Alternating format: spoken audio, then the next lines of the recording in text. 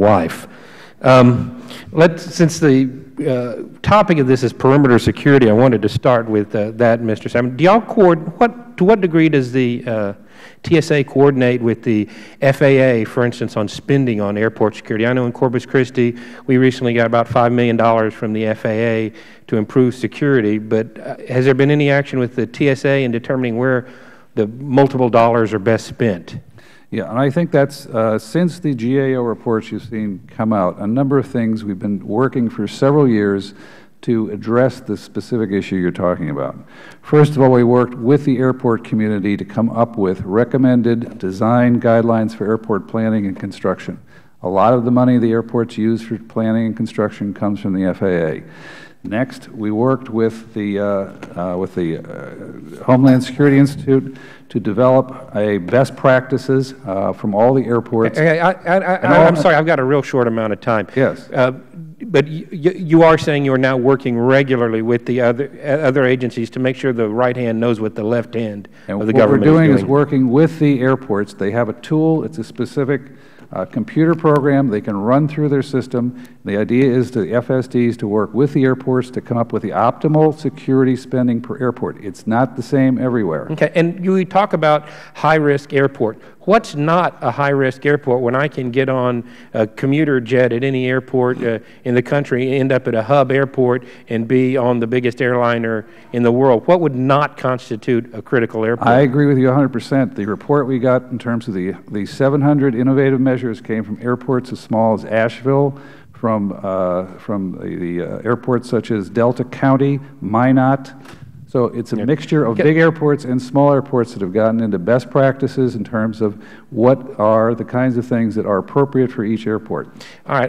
Again, let me go on to Mr. Lloyd. I apologize for jumping around. I have a lot of questions in a limited amount of time. You were talking about spending on, for instance, baggage screening equipment. I'll just speak from experience. The airport I use most is the Corpus Christi Airport. We have 3 airlines, American and Continental with small 50 regional jets, and Southwest with 737s. Each individual airline has a screening machine staffed by 2 TSA agents. We bought 3 machines for the Corpus Christi airport, and there's probably a 4th one because Delta used to come in there. Why couldn't there just be 1 and a couple of TSA agents? There are never that many people there. Do we have any clue why we're spending multiple?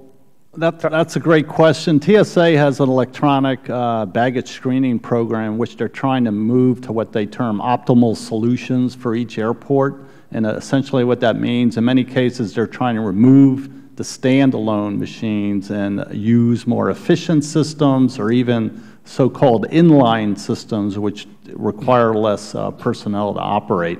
I'm not sure if that particular airport is on track to get an inline system, but that's something. All right, and let me go to Mr. Ron for a second. One of the things I hear consistently from my constituents, try saying that 3 times fast, is why don't we follow more of the Israeli model of dealing with people instead of things? The answer I've gotten from a lot of people within our government is Israel only has a couple of airports and not nearly the amount of traffic that we have. Could we implement the Israeli system for a reasonable cost in the United States? Well, first I'd like to say that the Israeli solution is not really an issue when it comes to volume, and I don't think that this is the main consideration. I think that the main consideration is that the Israeli legal, cultural environment is very different from the American one, and therefore I would not recommend to adopt the Israeli model as is. But at the same time, I strongly recommend that the concept that is driving the Israeli solution, which is identifying the level of risk of individual passengers and responding to that with a compatible level of search and the interview as necessary, is the right way. And I think that an American solution that would be more compatible to the American environment can and should be developed and implemented. Thank you very much. I am out of time. I'm hopeful we'll have a second round of questioning because I've got at least 5 minutes more. Mr. Chairman, thank you. Thank you. Now I recognize the gentleman from Arizona, Mr. Gosar, for 5 minutes. Thank you.